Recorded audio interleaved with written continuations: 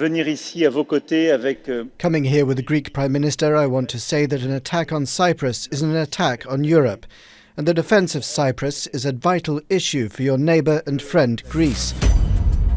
This video is called the Cyprus Defense Trap. It's called that for a specific reason, which you'll hear in a moment. Now, before we get started, do us a huge favour. Like, share, comment, subscribe, tell your friends about our video, tell your friends about our material. As a lot of you know, TCE analyses Cyprus in depth on a daily basis. Now, this isn't just about another diplomatic visit. This isn't just Mr. Emmanuel Macron turning up for photographs and shaking hands with the Greeks and talking about Europe, maybe security and partnerships and flying back home to Paris. Macron's visit to Cyprus matters. Why? Because it shows us exactly where the Greek Cypriot leadership is trying to take the island, and why Turkish Cypriots need to watch every single move very carefully. Now, Macron came to Cyprus at a really crucial time. He came when Europe was talking about defense, war, energy routes, the Middle East, when you have Israel, Iran, the British bases, military protection going on. And then he talked about Article 42.7. But that's the European Union's Mutual Assistance Clause. Now, on the surface, that clause sounds technical. It sounds like some boring European language. It sounds like the kind of thing most normal people would probably just scroll past. But please don't scroll past this one. Why? Because once you understand Cyprus, you begin to realize this isn't just about European security. This is about the Greek Cypriot side trying to turn international recognition into a military power. All this while Turkish Cypriots are just pushed aside, completely out of the picture, and potentially made a target. Now, let's go a little bit deeper. Cyprus sits in one of the most dangerous regions on the planet. So when Macron arrives in Cyprus and the Greek Cypriot leadership starts talking about defense, security, energy in this Article 42.7, people really need to understand what's actually being built here. This isn't just diplomacy. This is architecture, security architecture, military architecture, even regional architecture. The Greek Cypriot side is trying to place itself at the center of a European and Western defense structure in the Eastern Mediterranean, while still pretending it represents the whole island. That's the problem. Article 42.7 is the EU's Mutual Assistance Clause. Look, in simple terms, if an EU member state is attacked, other EU states are expected to assist. But the problem is that this clause is not as clear and operational as NATO's Article 5. So what does assistance actually mean? Does it mean political support? Does it mean intelligence? Does it mean warships? Does it mean air defense, troops, weapons, logistics, naval patrols? You see, that's why the Greek Cypriot side is probably asking for clarity. It wants Europe to stop speaking in vague language, as they usually do, and start thinking in practical military terms. But here's the Turkish Cypriot question. If the Greek Cypriot side is asking Europe to prepare for defense of Cyprus, where are Turkish Cypriots in that plan? Where's the TRNC? Where's the consent of the other people on the island? Where's the recognition that Cyprus is actually divided because the Greek Cypriot side destroyed the partnership state and then spent decades pretending it was the only legitimate voice left? This is the contradiction at the heart of the whole issue. The Greek Cypriot leadership wants the world to treat it as if it's the government of the whole island, while refusing to accept Turkish Cypriots as politically equal. It wants EU protection. It wants French support. It wants Greek military depth. It wants Israeli cooperation. It wants this whole American attention and Western strategic value. But it doesn't want genuine equality with Turkish Cypriots. It doesn't make any sense. If the Greek Cypriot side turns southern Cyprus into a deeper military hub for places like France, Greece, Israel, and the EU, Turkey will 100% factor that into her own security calculations. And why not? Turkey is a guarantor power. Turkey has responsibilities towards Turkish Cypriots. Turkey signed the Treaty of Guarantee, which formed the government of Cyprus as you all know it today. Turkey has got maritime interests in the Eastern Mediterranean. Turkey has watched the Greek Cypriot side use international recognition to isolate the TRNC for decades, block direct flights, block direct trade, and present itself as the only legitimate voice of Cyprus. So when that same leadership now asks Europe for military protection, Turkish Cypriots have got every right to ask, protection for whom? Protection for the whole island? Or protection for the Greek side? Or protection for peace? Or for protection for militarization?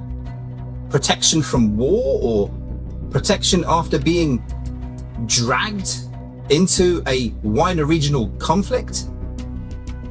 You see, that's the part the Greeks do not want debated, because the Greek Cypriot side wants to enjoy the language of victimhood while behaving like some strategic military partner of powerful states. It wants to say Cyprus is vulnerable while allowing Cyprus to become more important to Western and Israeli military planning. It wants to say it needs protection while making decisions that increase the risks for everybody else on the island. The Macron visit is important. Why? Because France is not simply just another EU country. France is a military power. France has got interests in the Eastern Mediterranean. France has energy interests. France has sold major weapons to countries like Greece. France has deepened defense ties with the Greek Cypriot side. So when Macron stands beside the Greek Cypriot leadership and talks about security, this isn't just symbolic, this is strategic. Nobody's asking Turkish Cypriots whether they want the island pulled deeper into some EU military planning. Nobody asks the TRNC whether French, Greek, Israeli or Western military arrangements make the island safe or more dangerous. No one asks whether the Greek Cypriot side has the right to use the whole island's name, or whether half of the island is politically excluded or not. That's why this is important. Because if Cyprus becomes, as it is now, a military platform, Turkish Cypriots will also eventually have to pay the price. If Cyprus becomes a target, as we've seen with Akrotiri, Turkish Cypriots will also have to live with those consequences. If the Greek Cypriot side pulls the island deeper into this Israeli, French, Greek and EU military planning, then the whole island becomes part of a much bigger and wider confrontation. And this is exactly why Turkish Cypriots, we can't simply afford to stay silent while the Greek Cypriot side sells the island as Europe's new military outpost in the Eastern Mediterranean. Cyprus cannot be treated as a Greek Cypriot military asset. Cyprus cannot be turned into a European aircraft carrier, while Turkish Cypriots are simply ignored. Cyprus can't be used as some platform in Middle Eastern conflicts and then presented as a neutral victim when the consequences arrive, as we've seen. Look, if the Greek Cypriot side wants security, it should start with understanding political reality. There are two peoples on the island. There are two sides. There is also the TRNC. There is Turkey. Look, there is no serious security architecture in the Mediterranean that can be built by pretending that those facts do not exist. You see, the real danger is this. The Greek Cypriot leadership is trying very hard to internationalize its security problem while avoiding the political problems at home. It wants Europe to defend it, It wants France to support it, Greece to stand beside it, and Israel to cooperate with it. But that's not a strategy for peace. That's the strategy for escalation. You know, every attempt to speak for the whole island while excluding Turkish Cypriots makes a settlement way more unrealistic, and everybody can see that. The problem isn't Turkish Cypriot equality. The problem is Greek Cypriot monopoly. The problem is the fantasy that the Greek Cypriot leadership can act for the whole island, sign for the whole island, militarize for the whole island, and then demand protection for the whole island, while Turkish Cypriots are just pushed out of the room and ignored. You see, that fantasy's dangerous, and it really must be challenged. So the next time you hear about Macron being in Cyprus, don't just see a diplomatic visit, see the bigger picture. France is deepening its role. The EU is discussing mutual defense. The Greek Cypriot side is asking for a clearer military playbook. You know, the British bases have already shown us how quickly Cyprus can be dragged into regional conflicts. Israel, Greece, the Greek Cypriot side, they're already tied together strategically. In Turkey, she's just watching it all. You see, the Greek Cypriot side wants the benefits of being treated as the whole island without the responsibility of sharing power with other people of the island. You know, that's the core of the issue. They want recognition without equality. You know, they want the security without consent. That cannot possibly produce peace. It can only produce more tension. Look, the honest position is really simple. If Europe genuinely wants stability in Cyprus, it should stop pretending the Greek Cypriot side is the whole island. It's not. If France wants long-term influence in the Eastern Mediterranean, it should understand that Turkish Cypriots, look, we're not going away.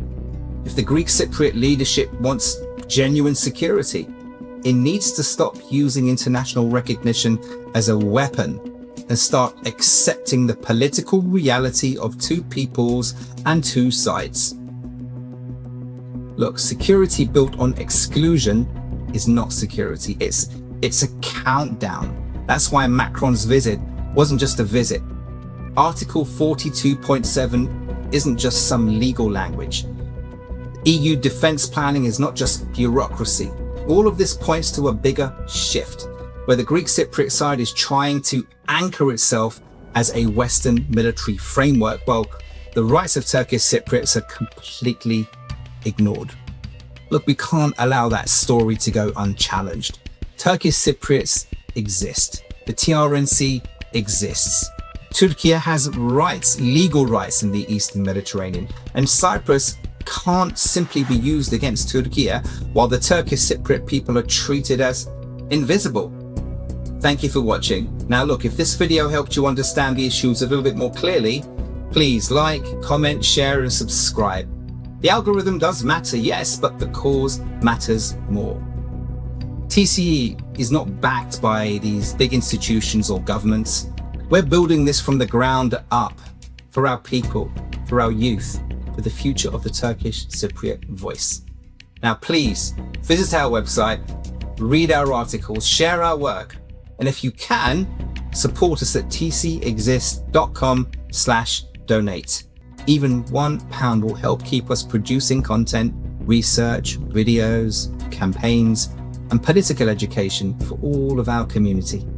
Turkish Cypriots exist, and we're not going away. And remember, Cyprus isn't some Greek Cypriot military platform. If the EU wants peace in the Eastern Mediterranean, it must stop treating Turkish Cypriots as invisible. Thank you for watching.